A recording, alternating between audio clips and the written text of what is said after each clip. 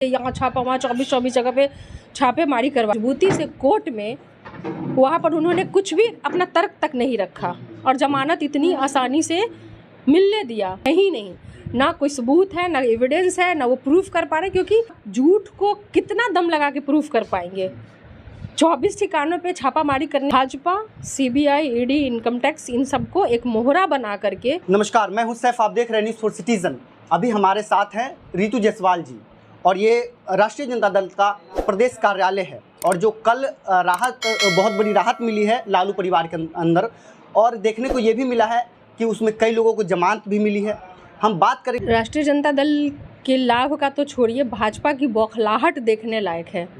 जिस बौखलाहट से भाजपा ने विपक्ष को 24 ठिकानों पे एक साथ छापेमारी की और जिस तत्परता से जो हंगामा चल रहा था, बिल्कुल जिस तरह से दहाड़ रहे थे, चिल्ला रहे थे, यहाँ छापा वहाँ 24 जगह पे छापेमारी करवाई, तो जितनी मजबूती से वो छापेमारी करवा रही थी, आश्चर्य की बात यह है कि उतनी मजबूती से कोर्ट में वहाँ पर उन्होंने कुछ भी अपना तर्क तक नहीं रखा और जमानत इतनी आसानी से मिलने दिया।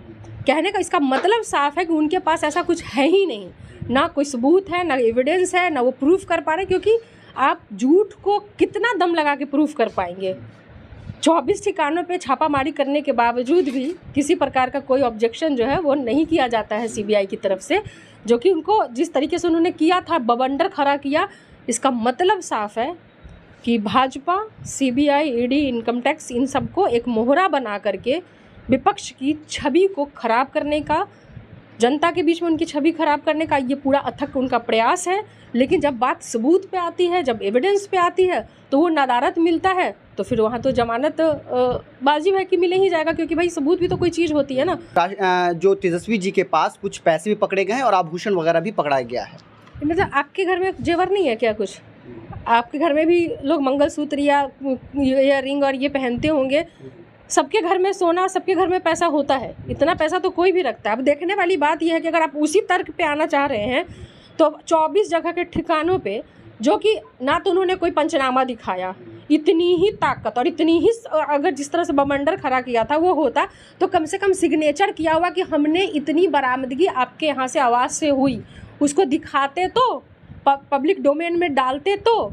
क्या क्यों नहीं डाला? क्योंकि मिली नहीं चीज़ें, और जो मिली वो क्या है, किसी के कान के खुलवा लो, किसी के मंगलसूत्र खुलवा लो, किसी के कुछ, उतना तो सबके घरों में होता है। चलिए हम मीडिया के ही बात पे आते हैं कि 60 से 70 लाख रुपए जो है वो मिले, तो 70 लाख रुपए एक घर में मिले भैया। 24 जगह पे ठिकाने मारे, तो छापे मारे तुमने, तो 24 में अगर 70 लाख को डिवाइड करोगे तो 3 लाख रुपया भी नहीं हो रहा है, तो क्या मतलब 3 लाख रुपया।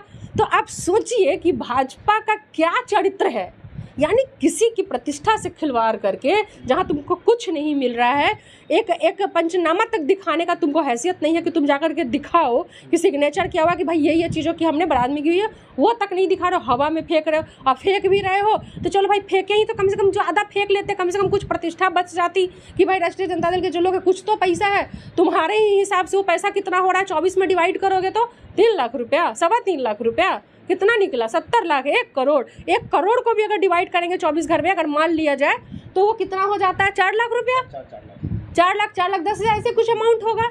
तो क्या ये जनता, किसको ये लोग लगे हुए छवि खराब करने पे? इनका सारा चरित्र जो है ना, ये खुद जनता के सामने आ रहा है।